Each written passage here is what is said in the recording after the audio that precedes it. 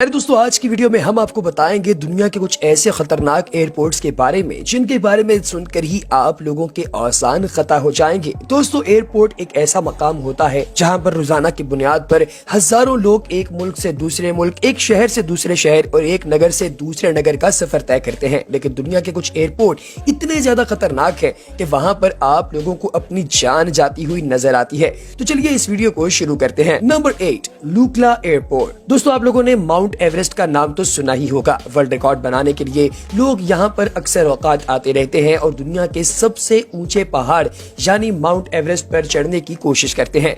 दोस्तों, mount Everest पर जाने के लिए सबसे पहले आपको लुक्ला एयरपोर्ट पर आना पड़ता है। ये नेपाल में मौजूद है और इसका रनवे सिर्फ 570 मीटर है, जिसका मतलब ये है कि ये बहुत ही छोटा रनवे है। दोस्तों, इस रनवे के अलावा इसमें एक और अजीब बात यह है कि ये चारों तरफ से पहाड़ों में घिरा हुआ रनवे है। इसके सामने भी पहाड़ है, लिहाजा कम वक्त के लिए आप लोगों को मौका मिलता है टेक ऑफ और लैंडिंग करने का। दोस्तों, इस पहाड़ के साथ साथ इस एयरपोर्ट की ऊंचाई भी बहुत ज्यादा है। इसकी ऊंचाई 9500 फीट है और 2019 में 3 पैसेंजर यहां पर एक हादसे के नतीजे में मर गए थे और तब से अब तक यहां पर जाने को बहुत ही ज्यादा मुश्किल कंसिडर किया जाता है। Number 7, McMurdo air station. दोस्तों, अंटार्कटिका में अक्सर औकात आप लोगों ने सुना होगा कि बर्फबारी इतनी ज्यादा होती है कि लोगों को सांस तक लेने की इजाजत नहीं मिलती। दोस्तों, यहाँ पर एनवायरनमेंट बहुत ही ज्यादा -डिग्रीज के अंदर होता है और रिसर्चर्स के मुताबिक यहाँ पर जिंदगी गुजारना एक आम इंसान के लिए बहुत ही ज्यादा मुश्किल है। यहाँ पर रिसर्चर आते हैं अपनी रिसर्च करने के लिए और जब वो यहाँ पर आते हैं तो इस इलाके के अंदर आने के लिए सिर्फ एक ही एयर स्टेशन है और इस एयर स्टेशन पर टोटल 3 रनवे हैं। दोस्तों, ये तीनों के तीनों रनवे बर्फ पर बने हुए हैं। इसका मतलब यह है कि जब आपका जहाज लैंड करता है या फिर टेक ऑफ करता है तो वो सॉलिड आइस यानी सख्त बर्फ के ऊपर से और नीचे करता है।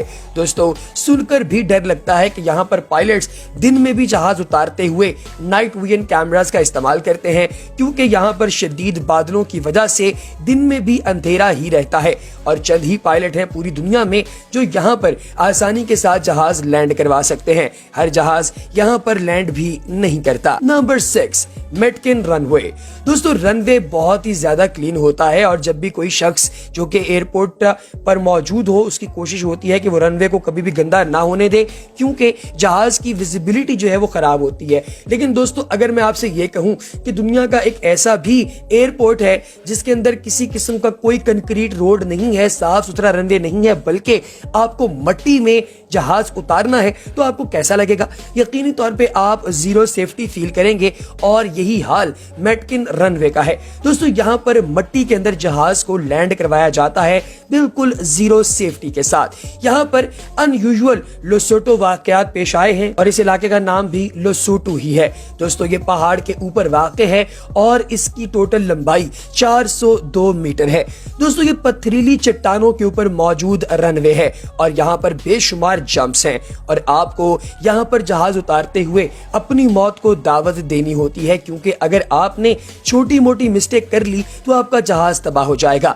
दोस्तों, 2009 में यहाँ पर इंटरनेशनल फ्लाइट्स आना बंद हो गई थी क्योंकि एक जहाज यहाँ पर आया जिसकी ब्रेक्स नहीं लग पाई और जहाज बेकाबू होकर तबाह हो गया और 2000 फीट गहरी गहराई में खाई में गिरकर तबाह हो गया और उसमें मौजूद तमाम लोग भी लुकमाए अजल बन गए। अब यहाँ पर सिर्फ डोमेस्टिक फ्लाइट्स चलती हैं, लोकल फ्लाइट्स चलती हैं, कोई इंटरनेशनल फ्लाइट नहीं चलती। Number 5, Gisborne airport.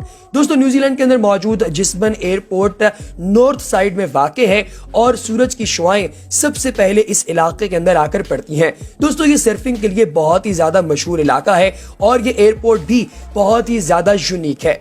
दोस्तों, यहाँ पर टोटल 4 रनवे, 4 में से 3 रनवे ऐसे हैं जो मट्टी और घास पर हैं और एक जो रनवे है वो रोड जो है।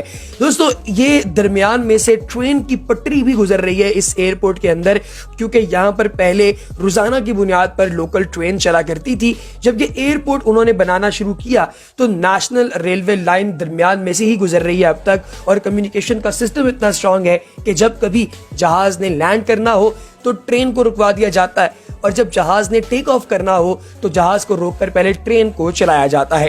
दोस्तों ये भी सच में बहुत ही ज्यादा मुश्किल एयरपोर्ट है और पायलट को बहुत ही ज्यादा फोकस्ड कम्युनिकेशन करनी पड़ती है। Number 4, Courchevel airport.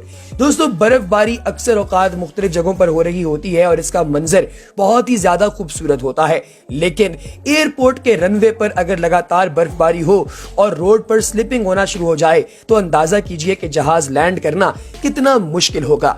दोस्तों 544 मीटर लंबे इस रनवे के ऊपर अक्सर औकात ही बर्फ मौजूद रहती है और खराब मौसम भी इस इलाके का वतीरा है। अक्सर यहाँ पर धुंध भी मौजूद रहती है और आखिर पर पहाड़ है। आइस स्लिपिंग की वजह से जहाज कभी भी आउट ऑफ कंट्रोल होकर क्रैश हो सकता है।